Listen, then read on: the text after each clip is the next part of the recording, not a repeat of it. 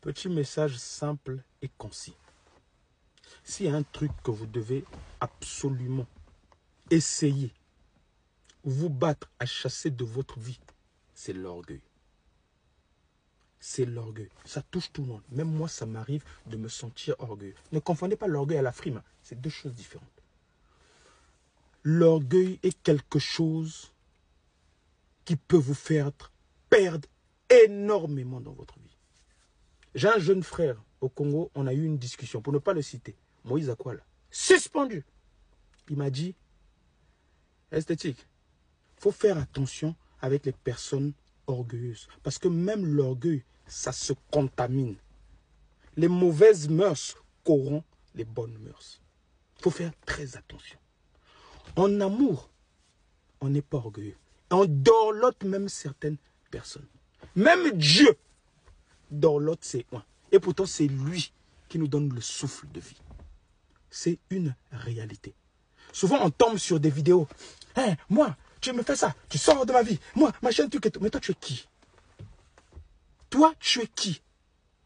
Tu penses quoi? Tu penses que tu apportes quoi dans la vie de l'autre?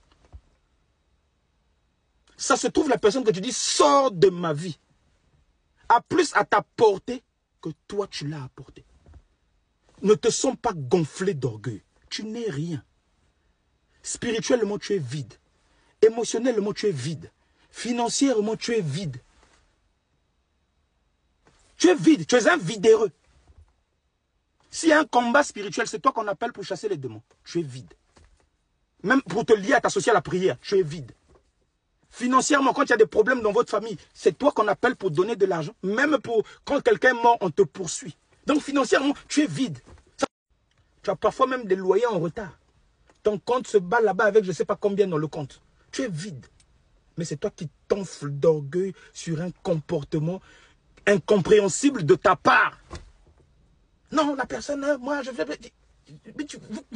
C'est-à-dire, libérez-vous de cet orgueil qui vous font penser que vous êtes des gens. Je vous jure que même Dieu qui nous donne le souffle de vie, c'est dorloter, c'est être humble. Exemple biblique, parce que moi j'aime les exemples bibliques. Quand Dieu décide de frapper Sodome et Gomorrhe, il discute avec ses gens l'attaque qu'il va faire. Je paraphrase la Bible pour les nuls, pour qu'on comprenne bien. Au moment de lancer l'attaque, il y a un des anges qui lui pose la question, il dit, ah Seigneur, si on attaque là-bas, tu es sûr que dans cette ville-là, il n'y a même pas quelqu'un qui est bon. Un seul qui est bon. Il dit, si on arrive là-bas, s'il y a quelqu'un qui est bon, même un seul, je le fais sortir de cette ville et j'attaque la ville. Il sera épargné. À un moment donné, il part dans sa décision, il dit, merde, j'ai pas parlé de ma décision à Lot. Non, à Abraham. Je n'ai pas parlé de ma décision à Abraham. Si Abraham apprend que j'ai fait ça à Sodome et Gomorrhe sans lui en parler, mon fils ne sera pas content. Dieu, c'est lui qui donne la vie. Il prend une décision, Abraham est qui devant Dieu? Il dit, hé, Abraham, je vais attaquer Sodome et Gomorrhe. Mais dans mes souvenirs, tu as un neveu là-bas qui s'appelle Lot. Dis-lui de sortir de tel moment et tel moment avec sa famille.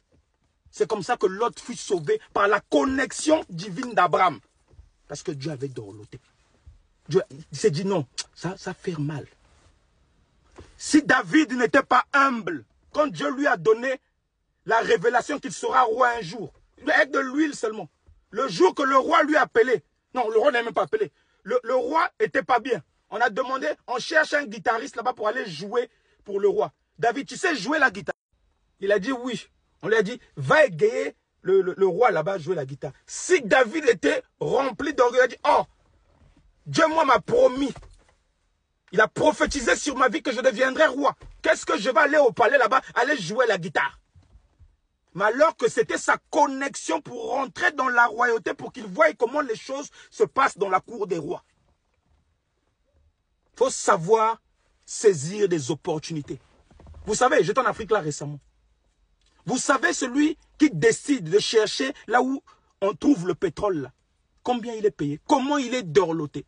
Il peut demander comme ça là à sa société, j'ai besoin d'un palmier ici. On va aller arracher un palmier à Mongonkamba, on va venir le planter ça là. Parce qu'on n'a pas envie qu'il soit stressé. Parce que sa décision fait gagner des milliards ou une erreur fait perdre des milliards. On dorlote les gens. On dorlote les gens. Souvent, vous pensez être des gens, mais posez-vous la question, vous apportez quoi de supérieure dans la vie de quelqu'un. Mais parfois, la personne que vous voulez faire sortir de votre vie vous apporte beaucoup. C'est peut-être pas financièrement, c'est peut-être dans la gagne, c'est peut-être psychologiquement. C'est-à-dire que quand vous-même vous vous posez, j'ai apporté quoi? Et lui, qu'est-ce qu'il m'a apporté ou elle, qu'est-ce qu'elle m'a apporté? Il y a des connexions qui sont obligées d'être là pour que tu voles sur un cap. Si David n'était pas parti jouer la guitare, il ne serait pas roi. Donc, parfois, on t'emmène quelque part pour la connexion de ta vie future.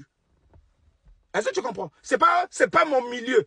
C'est dans le milieu là qu'on va découvrir ton talent ou que tu auras la connexion. Quelqu'un va te donner la carte. Appelle-moi demain. Mais si tu n'étais pas venu dans ce milieu bête là, tu n'allais pas avoir ça. Restez concentré avec l'orgueil. L'orgueil fait perdre beaucoup de choses. Vous n'êtes rien. Parfois, spirituellement, tu es vide. Intellectuellement, tu es vide. Financièrement, tu es vide. Bref, un vidéreux. Tu es vide, quoi. Est-ce que tu comprends? Parfois, tu n'as pas le laisser passer pour rentrer dans le port autonome. Il y a quelqu'un, il a juste le laisser passer. Ta connexion est que tu sois à côté de lui pour que tu rentres dans le comment on appelle ça, dans le port autonome. Et c'est là-bas, dans le port autonome, que tu auras le contact. Mais de base, pour retrouver le contact là, dans le port autonome, il fallait que quelqu'un le laissait passer. Et le laissait passer parfois à côté de toi.